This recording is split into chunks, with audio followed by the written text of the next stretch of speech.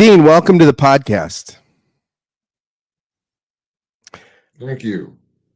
So, Dean, it's not lost on me that your name is Dean Trulear and that you've been an academic dean at multiple institutions. Have you seen the movie? Is it Back to School with Rodney Dangerfield? Yeah, I have, which is ironic because some of that was filmed at one of the schools where I taught. So yeah, I have. And it's a great line where he's introduced to the dean, which I guess is played by Ned Beatty, and he says, "Did the dean's name is Dean Martin?" And Rodney Dangerfield is like, Dean Martin. I mean, so I think this is great. Every time I see that movie, I think of you, the dean that is named Dean. Dean, it is MLK Day. It is such an interesting day because we're inaugurating somebody. The inauguration is transpiring.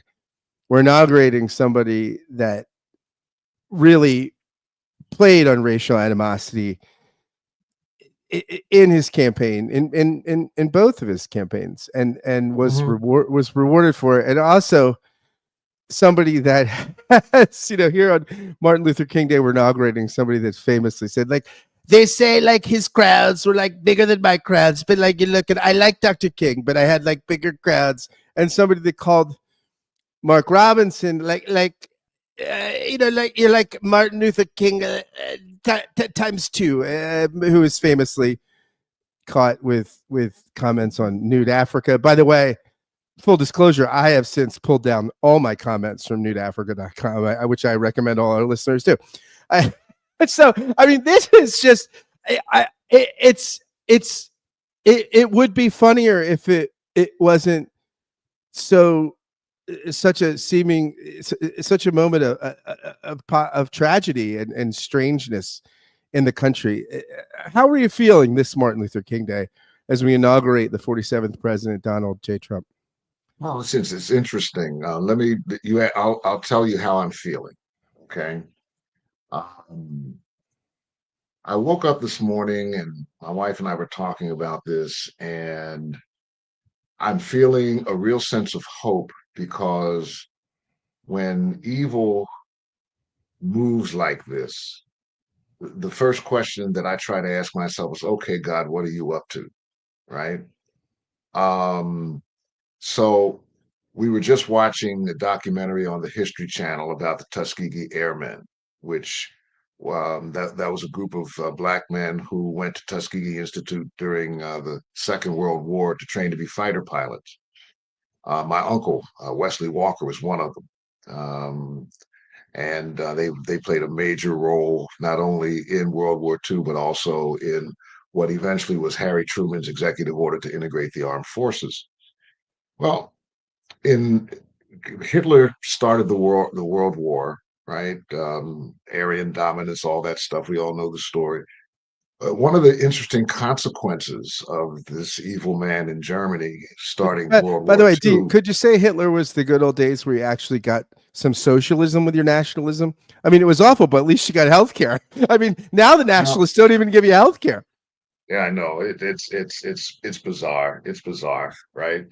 So one of the consequences of the Second World War was the draft, right? Conscription. And so a number of African American males were drafted into the military service. My dad was one of them. Morehouse College, my alma mater, got my shirt on today, Martin Luther King's alma mater, suffered a real shortage of students because of this. And Benjamin Mays, who was the president of Morehouse at the time in 1944, after only 10 men had graduated in that class, in this class of 44, opened up admission to any high school student in the Atlanta area who felt like they were ready for college. And so Martin Luther King, who was not an A student but was very ambitious, took up the challenge. At the age of 15, he enrolled at Morehouse without finishing Howard High School. By enrolling at Morehouse in 44, he graduated in 48, 2 years earlier than he would have. He went to seminary in Chester, Pennsylvania, very close to where you and I used to live in Philadelphia. Graduated in 1951 instead of 53, which he would have under normal circumstances. For those of our listeners who don't know, Chester, Pennsylvania. Lovely community. A lot of people try to buy summer cottages there. I mean, really. Yeah. Yes. Or simmer cottages where they burn, right? Yeah, if you can't get a place in Cape Cod or Martha's Vineyard, you buy in Chester, right on the river, there. Right on the river, right on the river. So King goes to grad school at Boston University in 1951. He finishes his coursework in time to accept the pastorate at Dexter Avenue. And within a year, Rosa Parks refuses to give up her seat. King becomes the leader of the Montgomery Improvement Association that protests segregation on Montgomery public transportation. And of course, is catapulted into the leadership role that he had in the civil rights movement. Now, here's why this is relevant for me today. If Hitler doesn't launch World War II, King doesn't go to college until 46. He graduates in 50. He finishes seminary in 53. He's sitting in a classroom in Boston when Rosa Parks refuses to give up her seat. And so, just like in the New Testament, Caesar Augustus calls a census, to consolidate his oppression of Palestine. And God uses Caesar Augustus to get Joseph and Mary to Bethlehem, right? Evil power makes a decision. God uses it to bring about God's plans and God's purposes, just like he used Hitler's decision to launch World War II, that through circumstance enables God to get Martin Luther King into Montgomery in 1955. I can't wait to see how God is going to use the evil person that's being put into the White House today. And so I have a sense of hope because I believe, and to get preacheresque, there's a hill that's higher than Capitol Hill, and it's called Calvary. God's up to something, and it's not Cyrus. The white evangelical community says, "Oh, this is our Cyrus."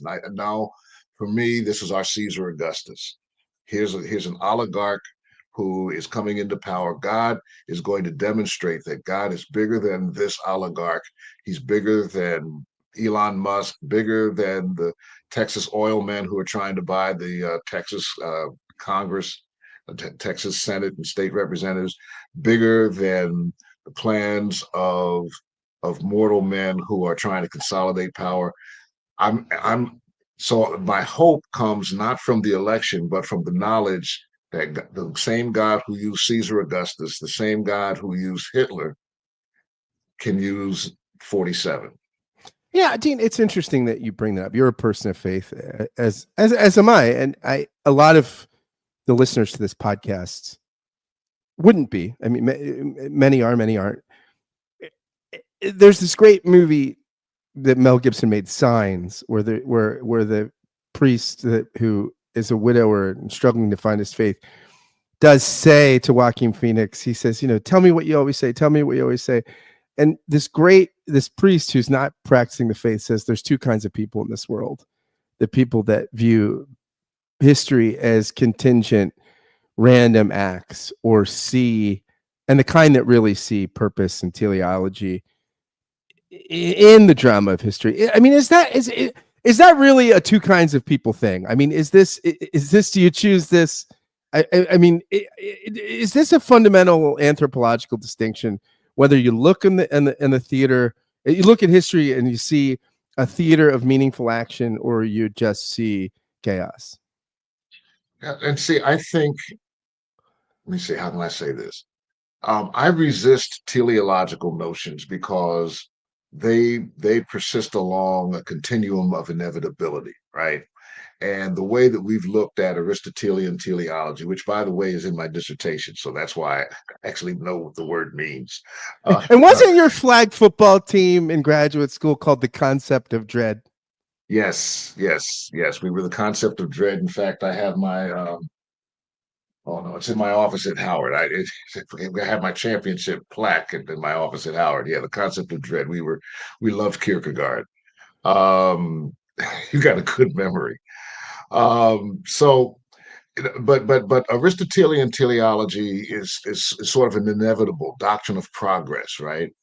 I don't see history as being inevitable progress. I see history as being a theater within the context of which God, there's this dance between God, who is sovereign, and human free will.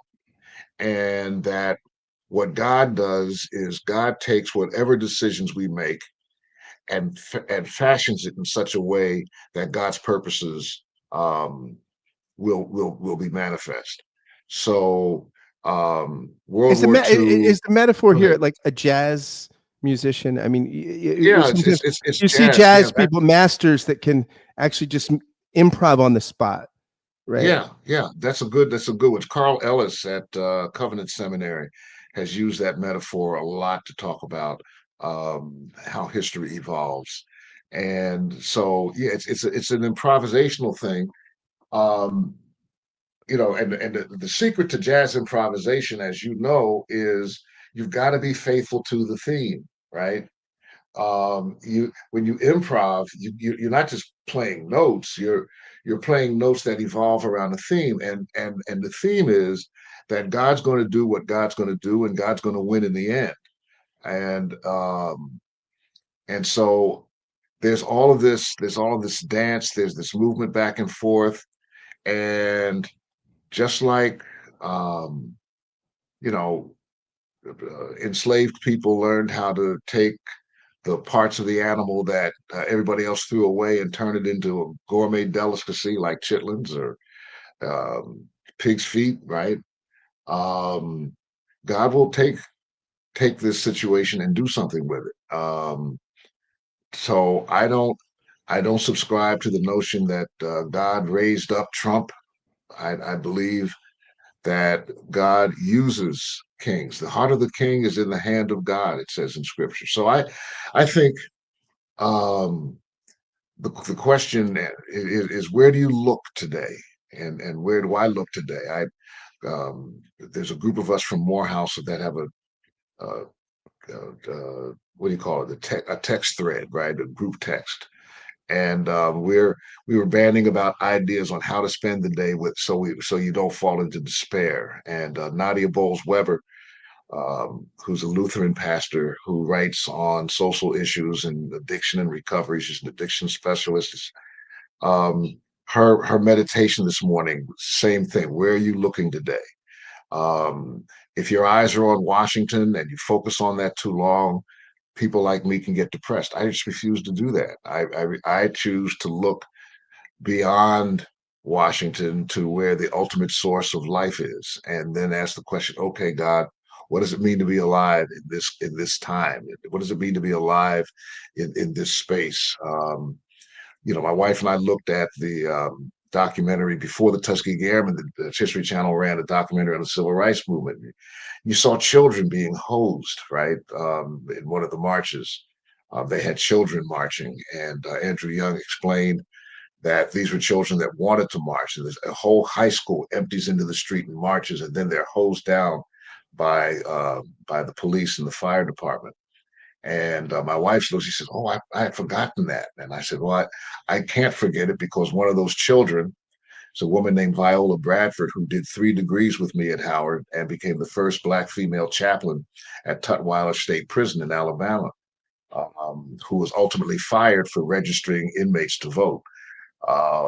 That's not your job. You're a chaplain, And her thing is, no. Teaching citizenship is part of what it means to be an American Christian, right? To be responsible. And so she ended up losing her job over that, but she was one of those children. And so I'm blessed that I know one of those young people. Obviously couldn't tell which one was Viola, but when they're running the cameras and those hosers are going, I know that my friend is one of those children who's being hosed. So um, this is nobody's hosing me today, right? Nobody's jailing me today, right? There is more opportunity today than there was then, and we found ways to live and to create life under segregation and discrimination. We found ways to create life under slavery. we found ways to create life under some of the meanest forms of physical and violent oppression. We can find ways to find meaning in life in this next 4 years. Yeah, I'm curious. King has become a kind of founding father. If you think of America and if you think of the America we live in today as really not being founded in 1776 or 1787, but the instantiation we live in is really being rebooted in 1965, right? When a lot more gates of opportunity and inclusion are opened up. I mean, King gets pulled into the pantheon of secular saints, but there's always a smoothing out that happens, right?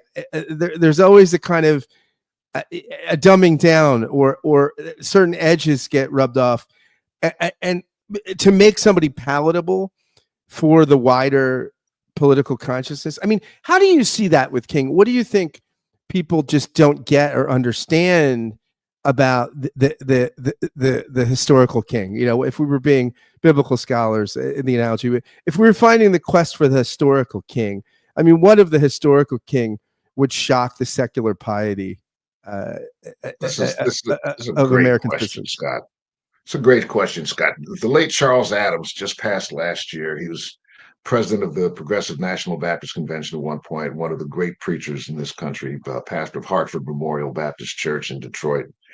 Back in the 1980s, after Reagan signed the national holiday bill for the King holiday, um, he raised the question of why a conservative whose values were at odds with those of King would sign the holiday bill. And he said maybe it's because Ronald Reagan knew that it was easier to honor a dead hero than to follow a living presence. And so um, King becomes domesticated. The he we started this Martin Luther King Day of Service, right, where people go out and they pick up trash and they clean up streets, and that is so not King, right? When I think of King and garbage, I don't think of picking up garbage on the street. I think of him dying, protesting for wages for garbage men, right? It was the system that King came to change, not just increase acts of charity. I teach a course at Howard on the ministry and social justice advocacy, and in the very first class, I make this statement that if acts of charity are considered social justice, then somebody could have given Rosa Parks a car. That would have taken care of her being segregated on the bus system. It wouldn't have changed the bus system, but Rosa Parks would have had to deal with the segregation. It's the same with food deserts, right? A church sets up a food pantry, and they feed the hungry, but they never deal with the fact that they're food deserts, that there's no place to buy food, that public transportation doesn't make grocery shopping accessible, right? Luis Cortez, whom you and I both know from Philadelphia, makes this statement. He says, feed a man a fish, you feed him for a day. Teach a man to fish, you feed him for a lifetime, but only if he has access to the water.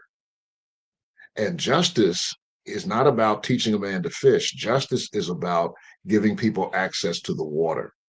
And so King, number one, the first offense to contemporary sensibilities is um, that King was committed to changing systems, okay? Not just acts of charity, changing systems and changing our culture, because he recognized that our system was deeply rooted in a culture of oppression, a culture of white supremacy, and that had to be overcome with his faith. The second thing that I think would be offensive to the secularizing of King's legacy is the fact that he operated out of a very strong faith commitment. And one of the stories that I think is absolutely pivotal to understanding who King was comes is he tells in his book Stride Toward Freedom, his first book, which is a recap of the Montgomery protest. And in it, King talks about having been elected to leadership of the Montgomery Improvement Association, leading the boycott. But he his leadership of the boycott initially really was a matter of convenience. The women who started the boycott, right? Because remember, it was not King's idea to start the boycott. It was a group called the Women's Political Council of Montgomery, led by an English professor at Montgomery State by the name of Joanne Robinson. They wanted, it was their idea. They came to the ministers, asked them to leave. The ministers were reluctant. E.D. Nixon, who was the head of the Brotherhood of Pullman Car Porters, the most powerful Black union in America, literally cussed the preachers out for being indifferent to women who put money in your plate every Sunday. And so they reluctantly agreed to lead the protest, and they elected King to be the spokesperson. King was new. He hadn't been there a year yet. He hadn't made any enemies. He had no connections. So he was a safe choice. And so King accepted the vote. But it wasn't until several months into the protest when his phone rang. He talks about this in his book, Stride Toward Freedom. My phone rang. I picked it up, and a voice on the other end said, "Listen, nigger, by this time next week, you'll be sorry you ever moved to Montgomery.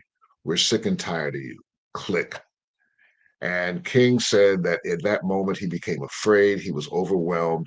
He put his head in his hands, and I took my fears to God. He says, I tried to figure out a way I could leave Montgomery without looking like a coward. He says that. He says, when he began to pray, he said, "Lord, I'm afraid. I'm overwhelmed. The people are looking to me for leadership. I don't know what to do. I've come to the end of my abilities." He says, and at that moment, he heard a voice say to him, "Stand up for truth, stand up for righteousness, and God will be at your side forever." That's the moment in which King sees what he's doing as a call, right?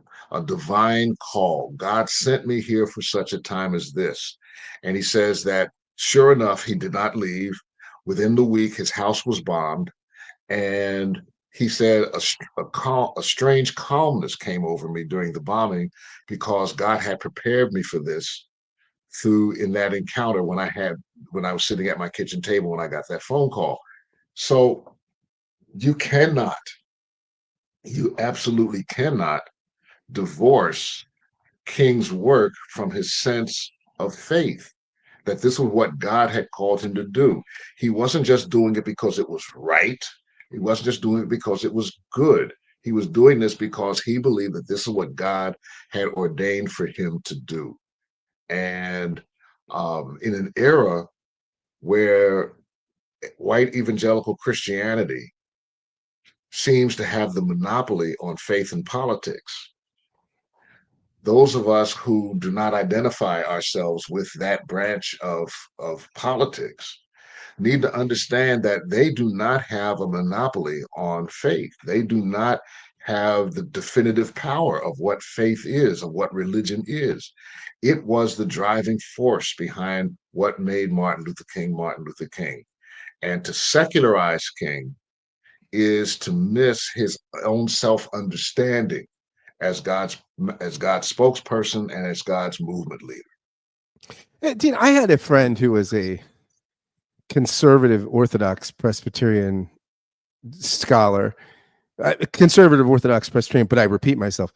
And he said to me, I think he said that he might have said this on Martin Luther King Day one day. Actually, this is years ago. He said to me, "People don't realize that Martin Luther King's conception of God had more to do with Immanuel Kant than it did with the Bible." And of course, King did a PhD thesis, right? It was the comparison of the conception of God and the thinking of Paul Tillich and Henry Nelson Wyman. Yeah. I'm curious because there is this, seems to me, you bring up King's faith, there seems to be some kind of dialectical tension here between the dissertator, the refined theologian who is in, depending on a sort of traditional liberal Protestant conception, a theological matrix, and then the King the preacher king and the personal piety that doesn't sound at all like Paul Tillich. And I Well, mean, how do you reconcile? I mean, how do you put this dialectic in conversation? that's easy, right?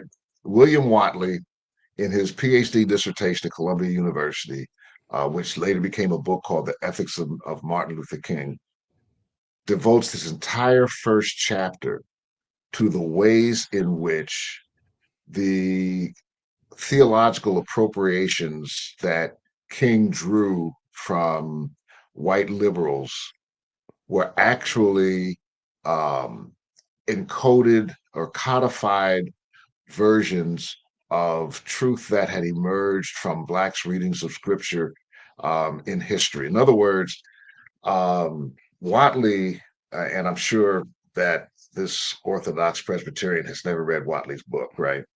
Um, Watley demonstrates quite adeptly that King's theology was rooted in his Black Baptist tradition and readings of the Bible that came through the Black church, right? And so George Washington Davis, Brightmanian personalism, all of that stuff that's in the dissertation um, is it really he selects those principles that actually fit with the Black church tradition. Now, if you want to argue that the Black church tradition is not biblical, right, which some people have, including some Black Reformed theologians who will go unnamed in this conversation. Um, Dean, that you and I collectively probably know more Calvinists than the entire listenership of this podcast. that's probably true. I don't know if that's a good thing or a bad thing. No, it just is, right? I mean, there's snow outside. Is that good or bad? No, it just is, right? So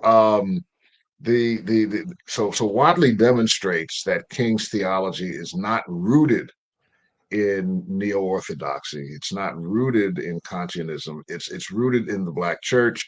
But when you're writing a PhD dissertation in the early 50s at Boston University, your sources have to be different, right?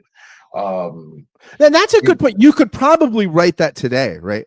We've come Yeah, a ways in academia where you could actually write a dissertation on indigenous Black theology yeah. and draw on the Bible, but the 50s were a different time.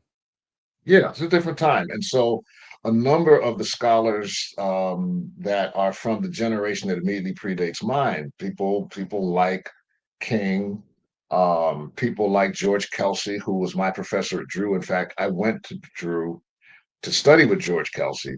Kelsey was, speaking of that whole Hitler to Rosa Parks continuum, Kelsey was King's advisor at Morehouse, just like he was my advisor at Drew, and he left in 48 when King left. Had King gone to college in 46, Kelsey would have been his advisor.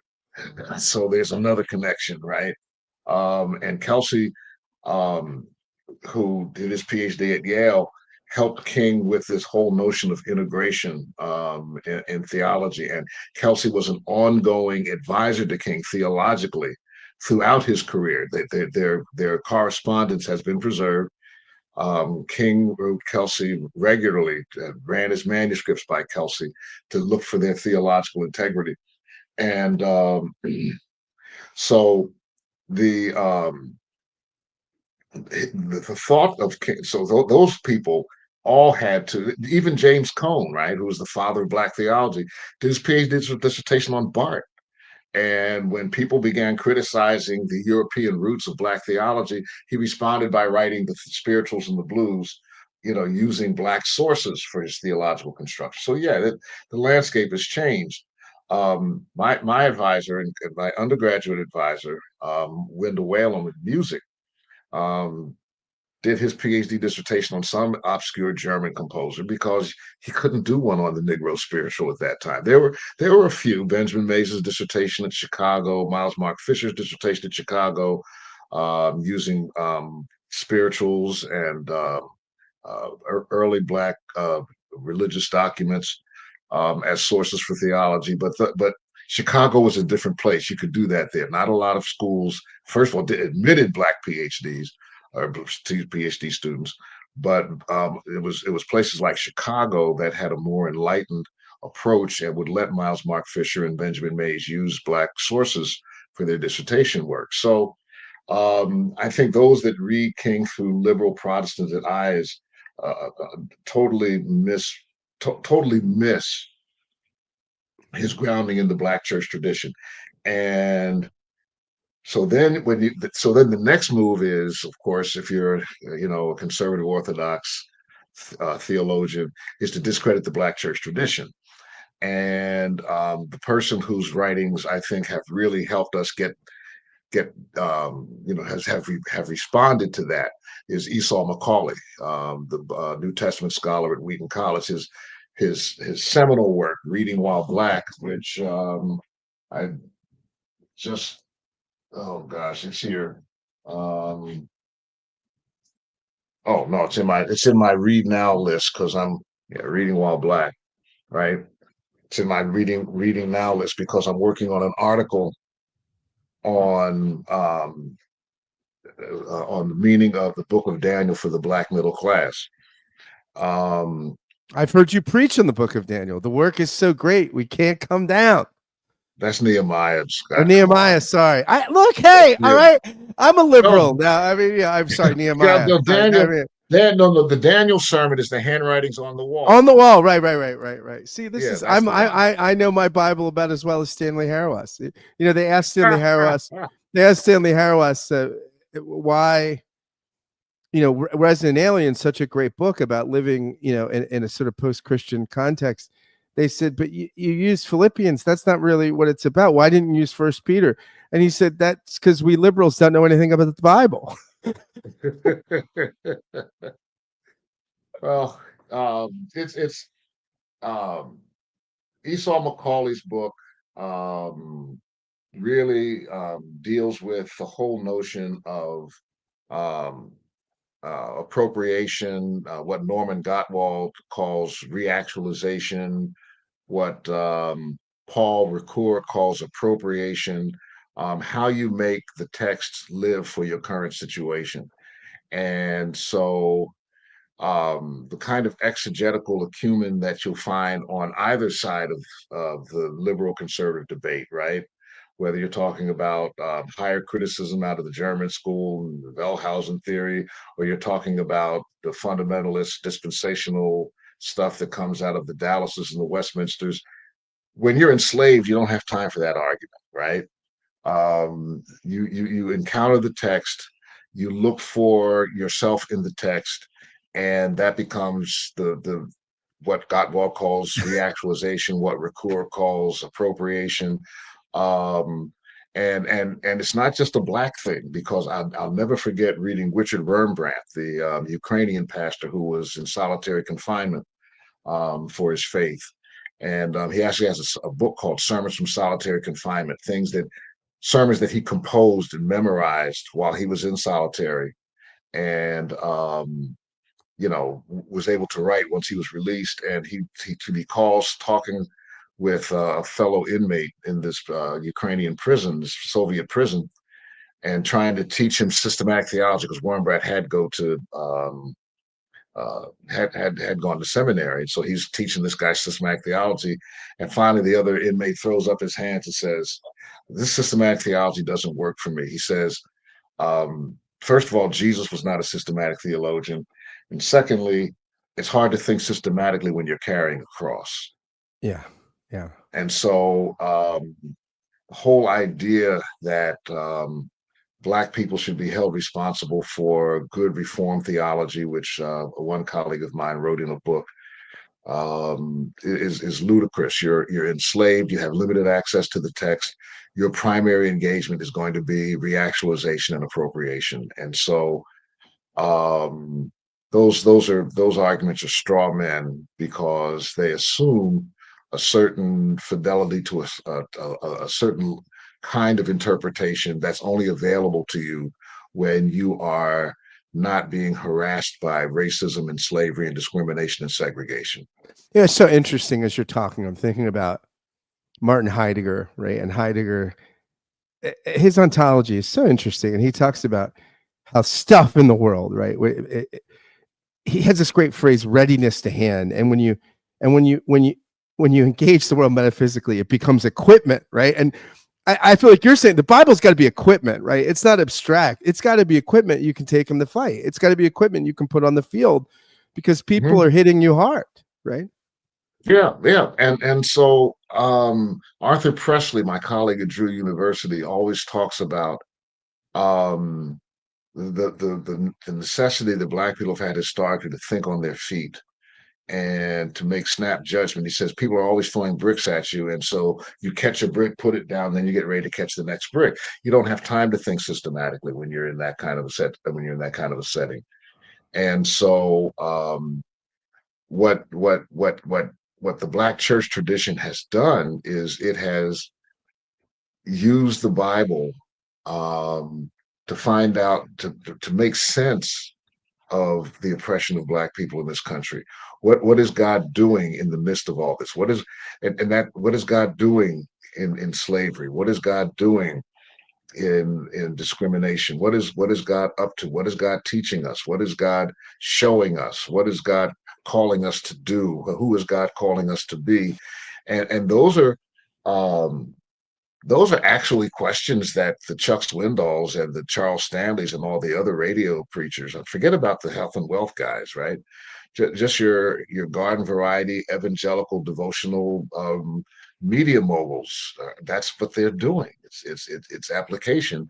The difference is they're not making application. Their audiences aren't trying to make application on dealing with poverty and dealing with lack of jobs, dealing with limited access to the water, right? Go back to Luis Cortez's formulation. And so, application becomes choosing a job, application becomes choosing a spouse, application becomes dealing with quarrels in the workplace, application becomes, other kinds of ordinary situations. And here's where that again, this is where the hope comes from, right? C.S. Lewis in Screw Tape Letters, right? When the senior demon writes the junior demon, right? We're back in World War II.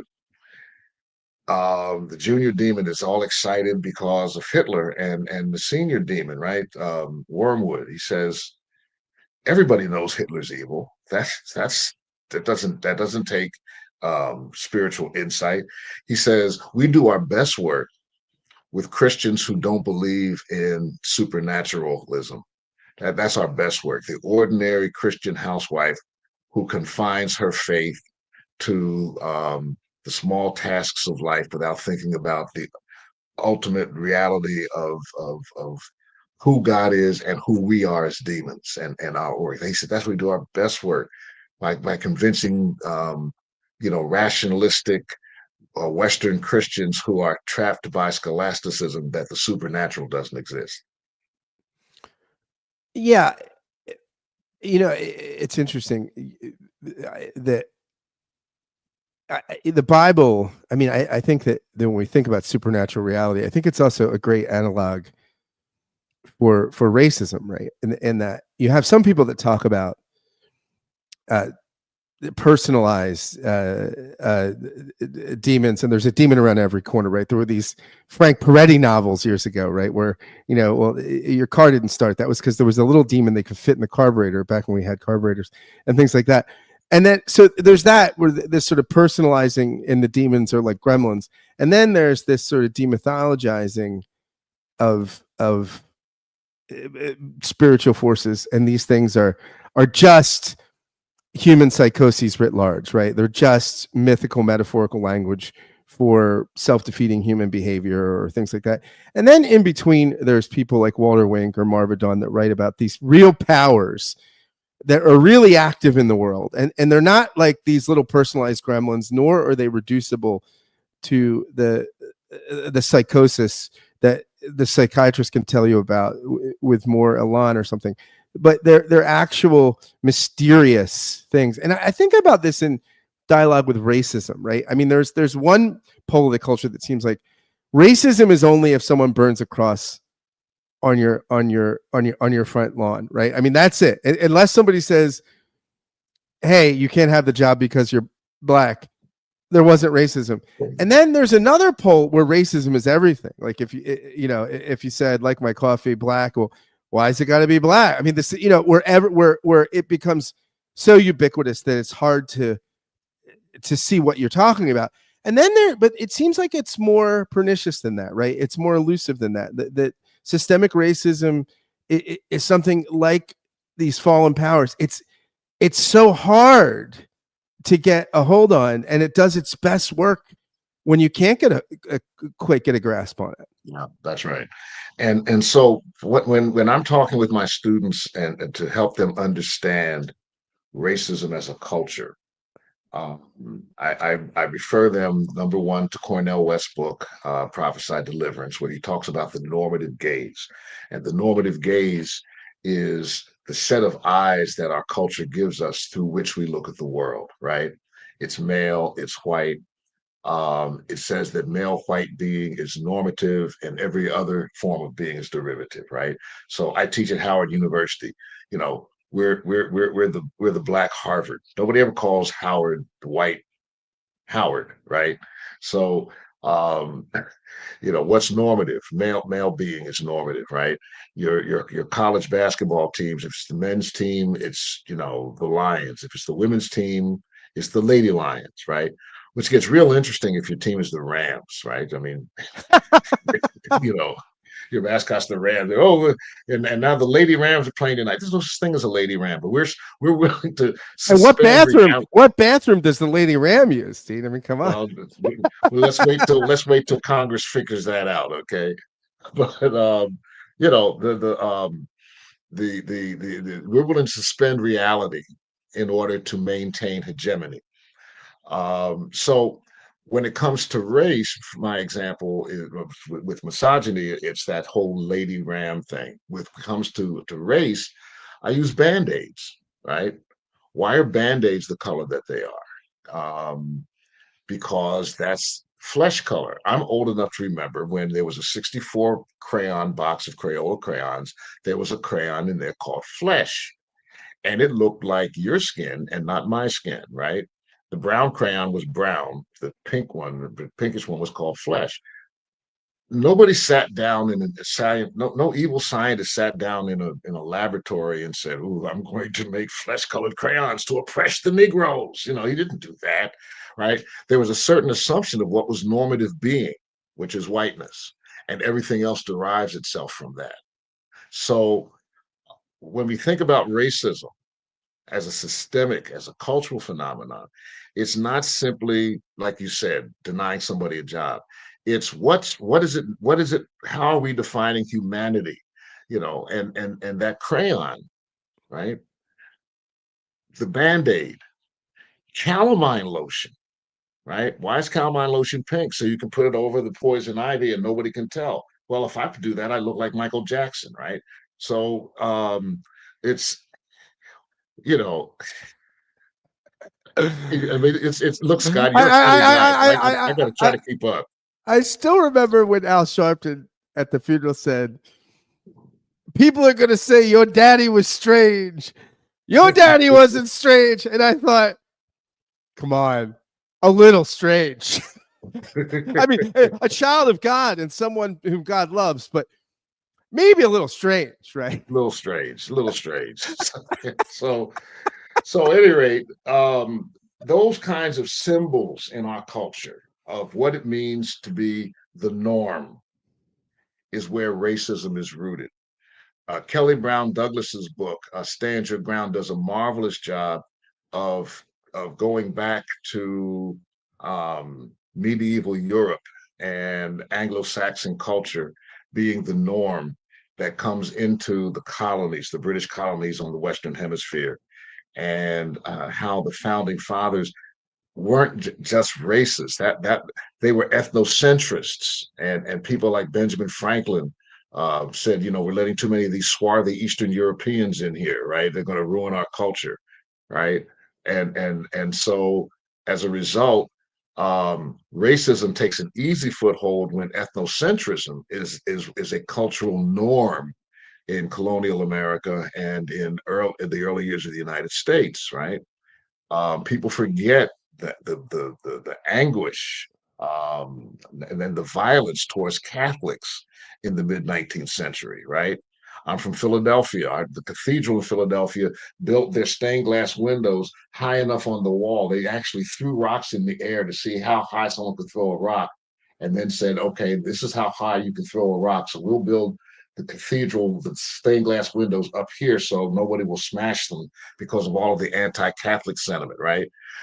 It I've lived long enough to remember the anti-Catholic sentiment that arose during 1960 when John Kennedy ran for president, right? Um, there was none of that when Biden ran, and I didn't hear anything about, like, we can't have a Catholic in the White House when Biden ran, but so there's an ethnocentricity, an Anglo-Saxon ethnocentricity that Kelly Brown Douglas identifies as being at the center around which racism can build. And part of what you do then in order to form a racist culture is you begin to take these Eastern Europeans and these Italians and these Germans, right, who are not Anglo-Saxons, and you train them to be this new thing called white people, right? And now you draw the line more clearly, based on color, based on appearance, right? Um, based And there on has to be fluidity to that, right? Because at one mhm, point, a group like Italians aren't white, and then they say, okay, we'll let you be white because we need more of you because there's too many blacks and too many Jews and too many Hispanic. So we'll let you be white now. I have my prom date actually. Her dad is George Anastasia. You might have read him. He was the crime guy for the mhm, Inquirer, and he explained to me once. He said, the problem where the mafia really went into decline. He's like, when there's discrimination against Italians, all the smartest guys were running the mob because they couldn't do anything else. It's like then, as opportunity came, those guys got to go to graduate school and be doctors and lawyers, and all that was left to run it was thugs. But he said, really, the heyday for the mafia is when that's Italians interesting. couldn't get good jobs. Wow, and that's believable and interesting. And you mentioned they went to school, right? Charles Shelby Rooks, the late president of Chicago Theological Seminary, did this seminal lecture on 40 years ago on public education and the assimilation of the European immigrant. And he argues that it was public schools that this country used to assimilate those Italian immigrants, those Polish immigrants, right? And one of the things that it taught them was to be white. And so their whiteness became, um, you know, their sense of self-identity, right? They lost some of, not all of their ethnic, they didn't lose their ethnic pride, but they lost their ethnic identity as being what centrally makes them human. So and that was the job of the American public school system, according to Rooks. I think it's a fabulous lecture. I don't know if it's ever been published. It may have been, but I know he gave it at the Society for the Study of Black Religion back in the early '80s. So anyway, the point is that racism is a cultural phenomenon. It's an ongoing phenomenon, and one of the things that King pointed out, since we started this with King, and I know we're winding down in time. In his last book, Where Do We Go From Here? People said to King, um, have you thought about the backlash against the civil rights movement and how oppression against blacks, the backlash means an increase. And King says it's not an increase. He said racism and racist culture is a steady stream and a steady theme throughout American history. And what the civil rights movement has done is it hasn't created anything except an opening for what was already there to manifest. So when I look at what Donald Trump has done in orchestrating this election, I don't see an increase. I don't see a backlash against Obama. I don't see any of that. I see a man who has ingeniously opened the door to enable an undercurrent that is always present to manifest. And he fans the flames. He fans the flames marvelously. This, you got to remember, and nobody talks about this, but you got to remember that Donald Trump gave money to Al Sharpton, right?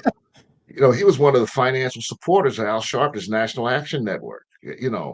Um, I was in New York, at New York Seminary. I was the dean of New York Seminary when all this was happening, right?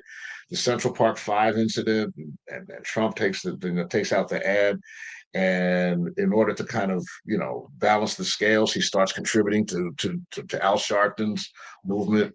Um, you talk about Trump, and things he said about Kamala Harris.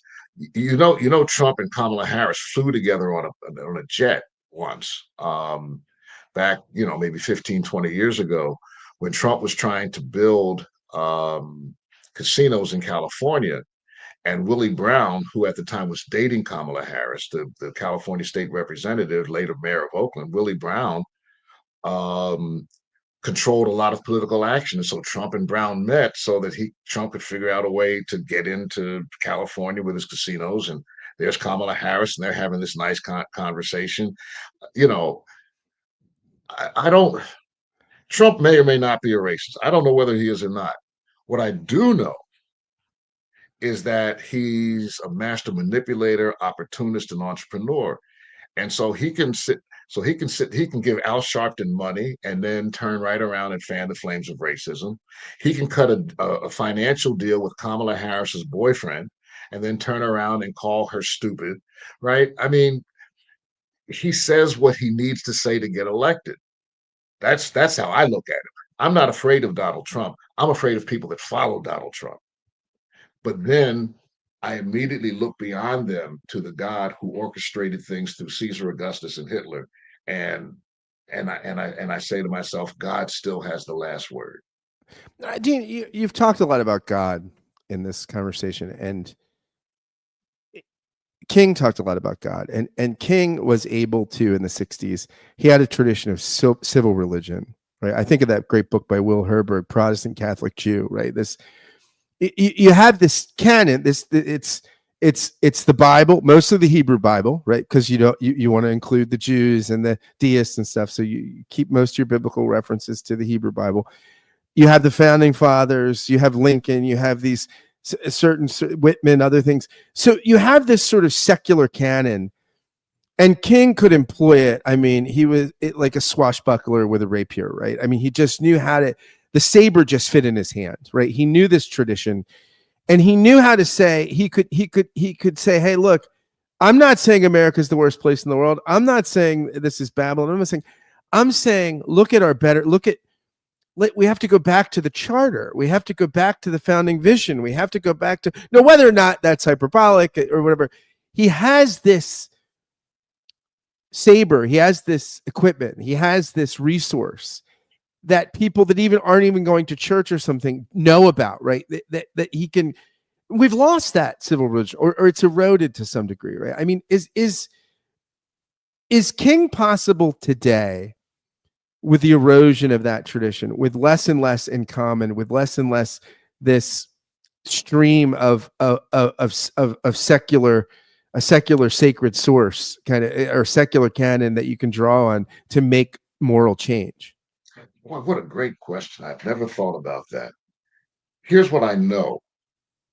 Talcott Parsons argues that there has never been a successful movement for social change in the West that did not appeal to the central tenets of that society, right? So that the civil rights movement, as an example, and Parsons wrote this way before the civil rights movement, but the civil rights movement, is appealing to the better vision of America. I have a dream. It is a dream that is deeply rooted in the American dream, right?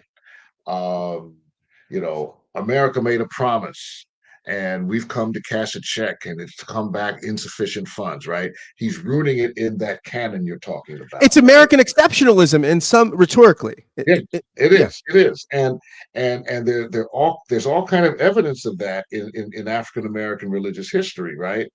David Walker's Appeal, which was written in 1829, um, he quotes significant portions of the Constitution and the Declaration of Independence, right?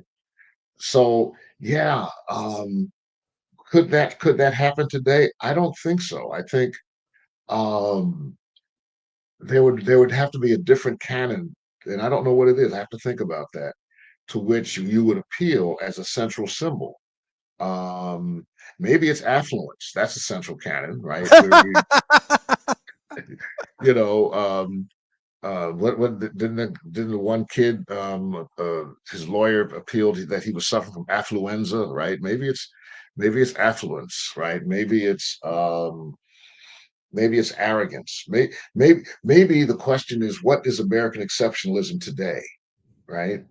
Uh, because Trump is most certainly um, drawing on that tradition. So that's a good question to think about. You're going to make me ponder that one for a while. It's a really good question. Dean, when I reached out to you to come on to the show today to talk a little bit about King, you shared a quote with me. Do you want to share that with our listeners and just reflect Yeah, on why that's a meaningful quote from yeah. King?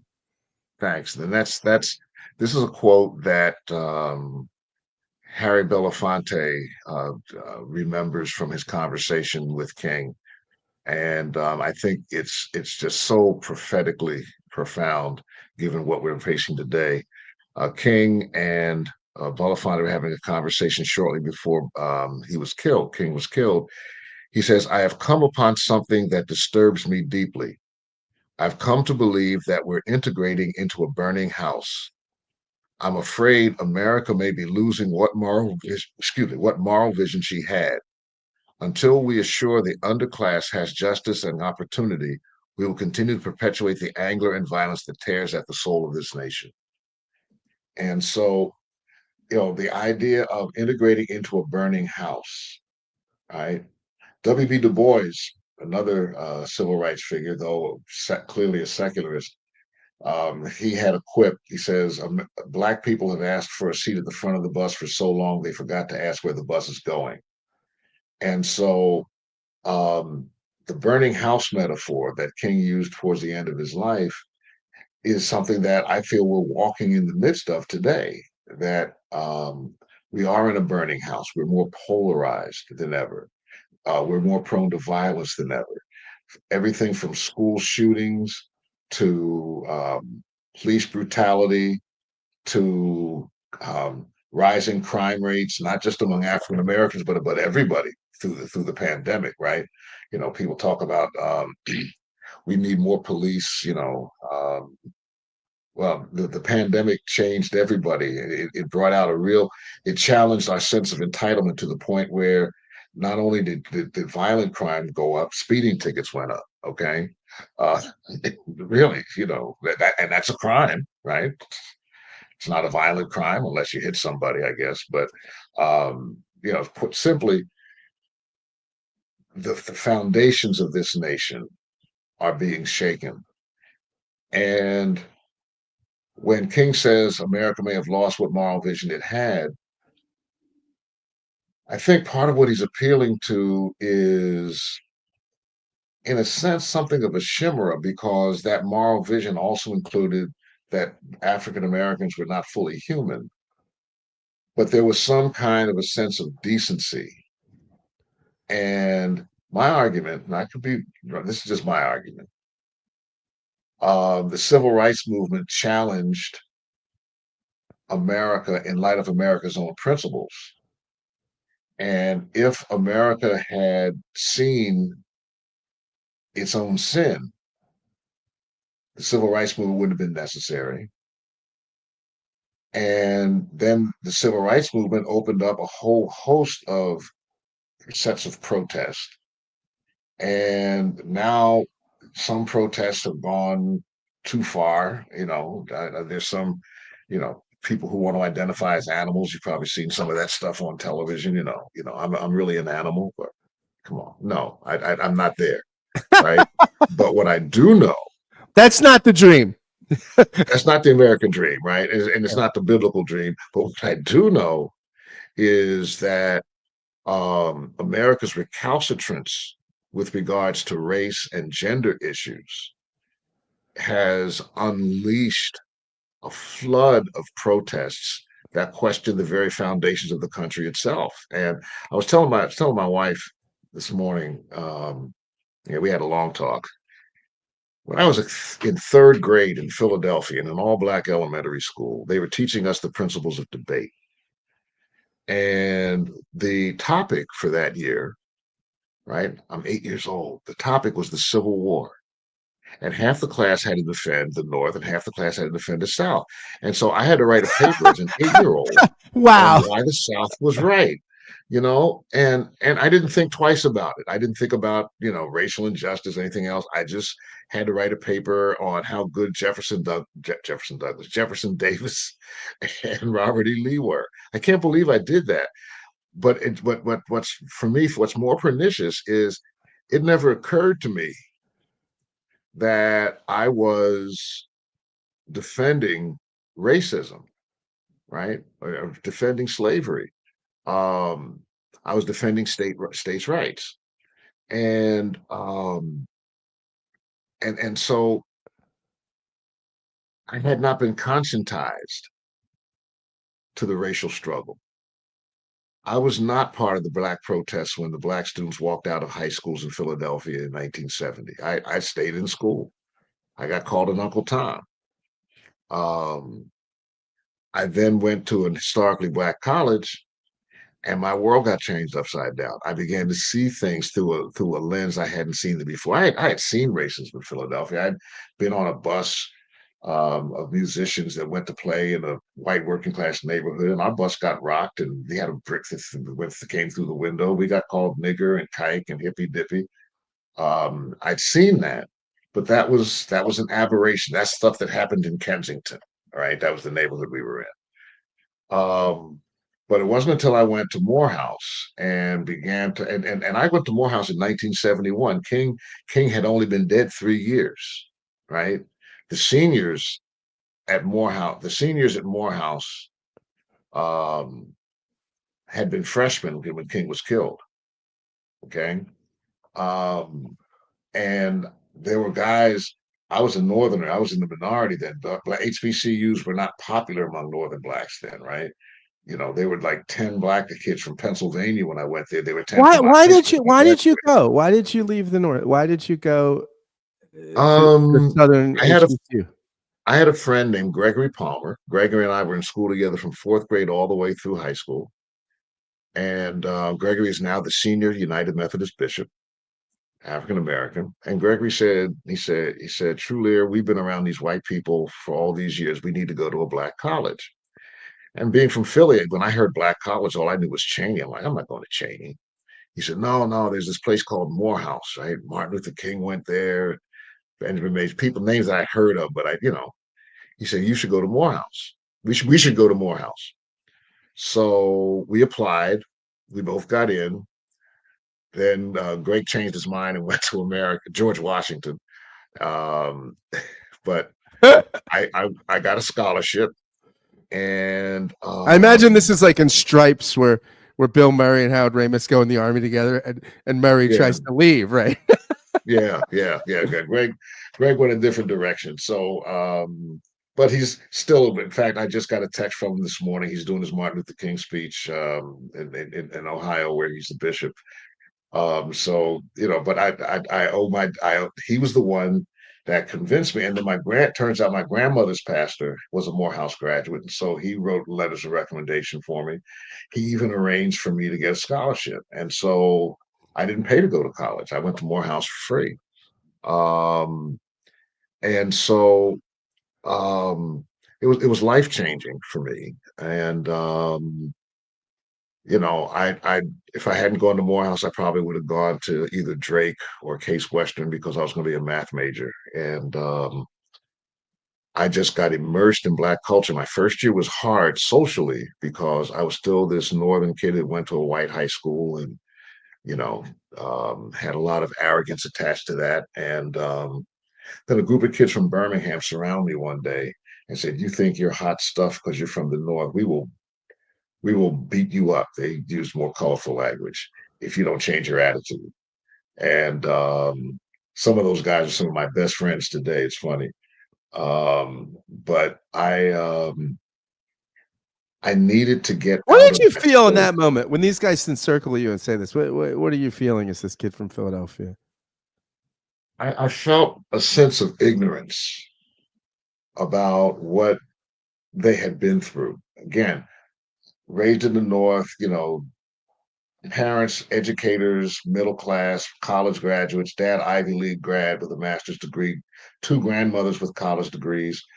I was ignorant, right? I wasn't raised in the hood. When my neighborhood became the hood, we moved to a middle class integrated neighborhood. And I went to integrated middle school, integrated high school, predominantly white, actually. And so the civil rights movement was something I read about in the newspaper, right? Um, and when our bus was attacked in Kensington, when I got called nigger in Roxborough, my parents' thing was those are poor white people who are jealous of you. So you just kind of, but to deal with the actuality of the struggle and to come into contact with the pervasive nature of racism as an American fact, studying at an HBCU was indispensable. And Do so, you think like it made you more aware of the degree of internalized depression you had that maybe yes, was able to be masked because you were in Philadelphia? yeah, yeah. It made me understand that things were not equal, right?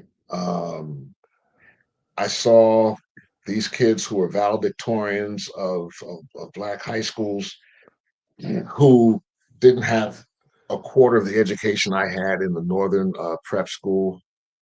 Um, but Morehouse was designed to take them where they were and to make them competitive when they graduated. I ended up being a music major. We had a guy, Lee Vernell Cloud. He's passed now. Lee came to Morehouse to be a music major because he could sing. Lee couldn't even read music, right? The guys I went to high school with who became music majors were, they were virtuosos, guys like Philip Middleman, who's now a violinist in the Munich Philharmonic, right? They went to conservatories, they went to Berkeley, they went to Juilliard, right? Um, Lee came to Morehouse, couldn't read music, and became a music major and ended up getting a PhD in ethnomusicology. He went from not being able to read music to having a doctorate in music, right? Um, Morehouse specialized in taking the native intelligence, right, combined with an inferior education. And by the time you finished your senior year, you could compete with the kids from Harvard or from Juilliard or from, you know, Yale or Duke. And so when I graduated from Morehouse, I was anxious to go to a white school because I had a different perspective. I was ready to compete with white people. Um, I not that I, when I was in high school, I was kind of like, oh, I'll never be that smart, so I'm just glad to be here, right? The little house Negro, right? When I finished Morehouse, I was ready to compete, and I even I didn't get into Harvard as an undergrad, but then in 1986, Harvard offered me a faculty position. So then it was my turn to turn them down, right? You know, The best revenge is living well, right? I mean, yes, yes, this living is well, right? I said no to Harvard, but I taught at Yale for a year. I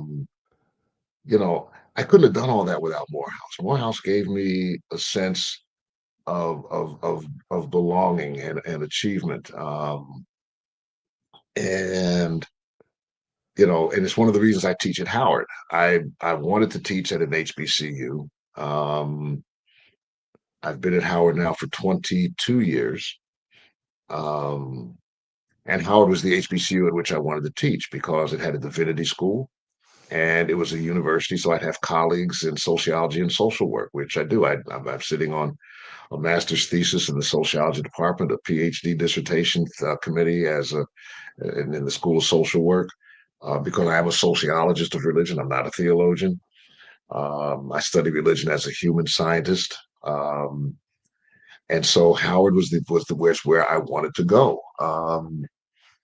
And I don't make any apologies for turning down a Harvard or other opportunities I had in predominantly white institutions. I think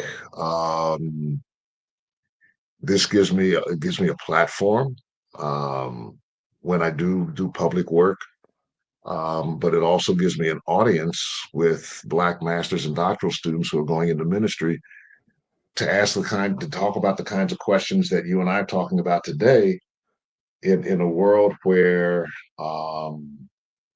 ministry has become captive to consumer culture. So um, it Jesus, family, Morehouse, in that order, biggest influences in my life.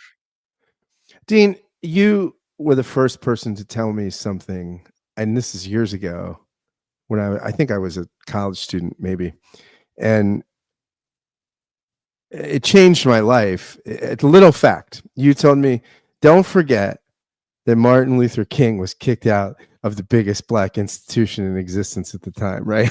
And that would have been the National Baptist Convention, right? Right. Yeah. And so that just, and it's a simple fact, right? But it's these are things you forget with the hmm sanitized exercise that is January 20th. On my desk, right? The Challenge of Joseph H. Jackson: How America's Most Powerful Black Preacher Became a Forgotten Man.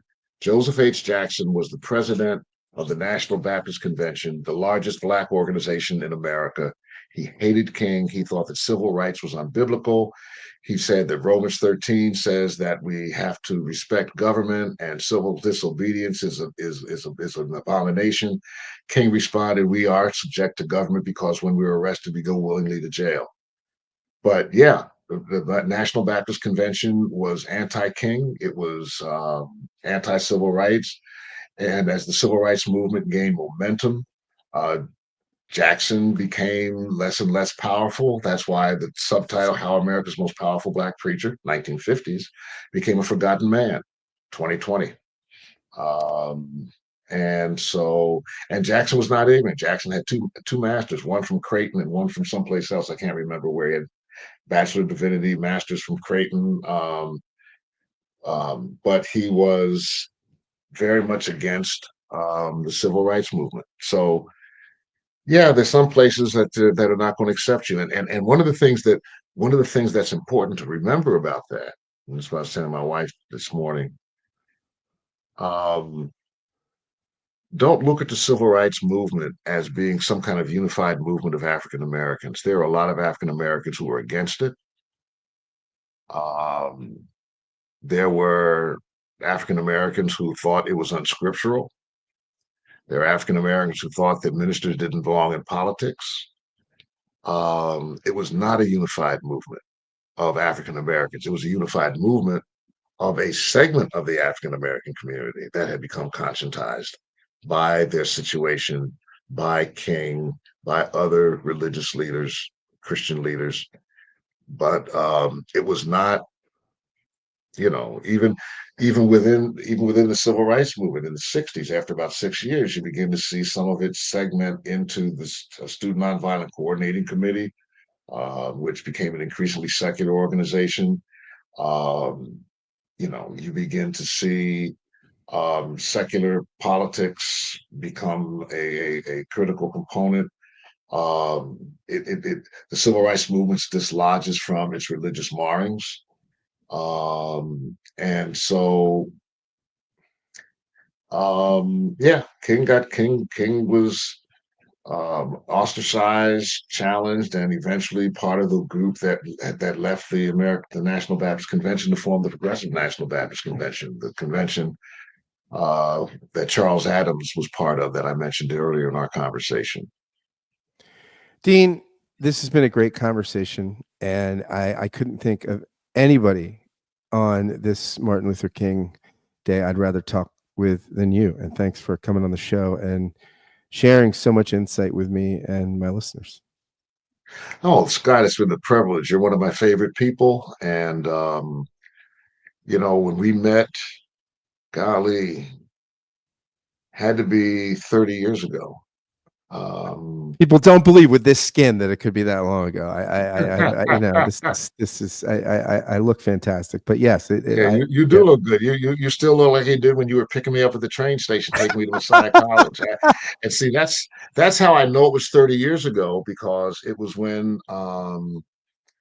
I couldn't drive distances. I didn't know it at the time, but I had developed panic anxiety, and I could not drive from Philadelphia to Grantham, and that's why I was on the train. That's how I can date it.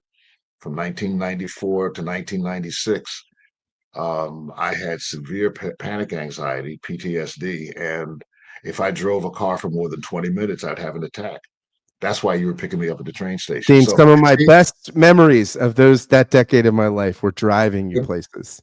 let me say this to you before you go, right? Because this ties into what we're talking about with today's inauguration. I had an illness. Um, I didn't know what it was at the time. I just knew I had these anxiety attacks, and that's a terrible thing. I mean, the first time I had one, I thought I was having a heart attack. Heart's racing, sweating, I can't breathe. And so I had these anxiety attacks, which meant that I couldn't drive. I found out I couldn't drive once when I drove to Lancaster. I was supposed to speak in Lancaster for Brightside Baptist Church, and I got halfway there and I couldn't finish. They had to drive me home. So when I became a board member at Messiah College, and I had to go to board meetings, I knew I couldn't drive to Messiah. So I told them I could take the train to Harrisburg. You're gonna have to pick me up, and they sent you to pick me up. If I hadn't been sick with panic anxiety, you and I never would have met. And look, I mean, And see what God did with my illness. God used my illness to connect us. We're not having this conversation if I didn't have panic anxiety. That's why I can have hope when Trump gets inaugurated today. all right, that is a great word to end on. Thank All you right. so much, Dean. Thank you. All right. Take care.